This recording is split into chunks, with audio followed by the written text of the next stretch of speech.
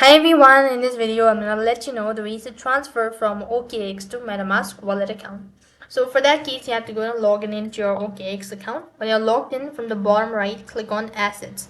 Here, go ahead and press the withdrawal button. Next, you'll be able to see the asset. So go ahead and select the particular asset that you wish to withdraw or transfer to Metamask wallet account.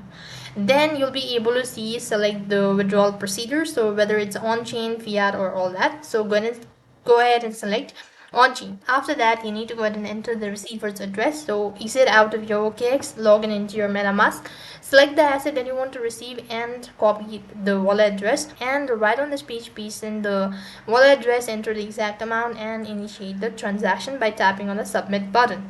So you'll be able to know. So that's basically how you can transfer from OKX to MetaMask wallet account. That is all for this video. I hope the video was helpful. Make sure to like, share and subscribe to our channel. Thank you for watching. See you in the next video.